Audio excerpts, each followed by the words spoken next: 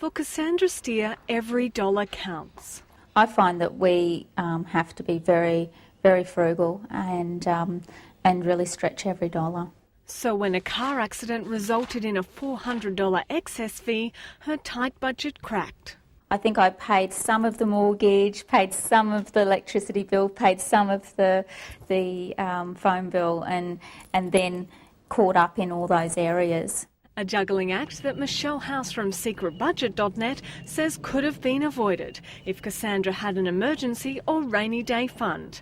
The fund can be used for all sorts of emergencies, like if your car breaks down or your fridge dies. So Michelle, how much should we have in this emergency fund? You should aim to have at least 3 months' salary.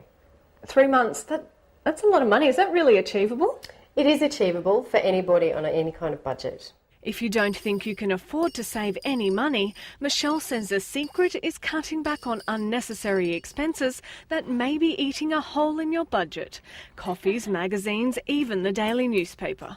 If you watch every cent that you spend, you'd probably find an extra $50 in your account at the end of the week. Reaching for your credit card in an emergency may seem like a quick and easy solution, but if you're already strapped for cash, then Michelle says it's just the start of a huge financial burden.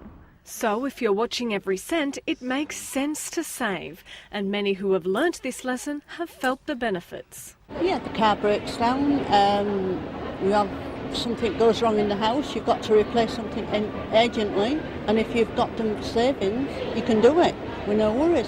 I don't have to look for it out of my pay, it's there in the piggy bank when I want it. So. Michelle suggests putting the savings into a high-interest account accessed via the internet, eliminating the temptation of an impulse buy.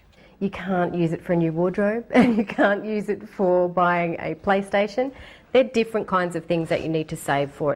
It certainly would be a lot less stressful if I knew that there was that little bit of money there that could cover those unexpected expenses that seem to make everything just go haywire.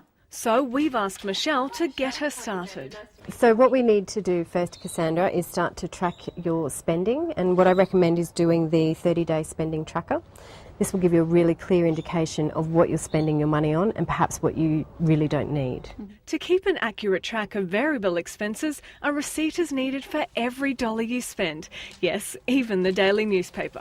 Then Michelle recommends dividing the costs into 5 categories. Household, which includes expenses like fuel and home maintenance, groceries, entertainment, video hire, takeaway and birthday parties are included in this list. If you have children, include expenses like school excursions, tuck shop and sports activities. And finally, sanity.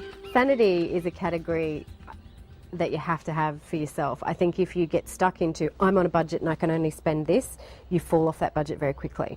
By dividing the expenses into categories, it's easy to see where you overspend. In Cassandra's case, it's the groceries. By planning meals and shopping weekly, Michelle says she'll save enough to start an emergency account. Do you think you might find an extra $10 a week? Hoping I will.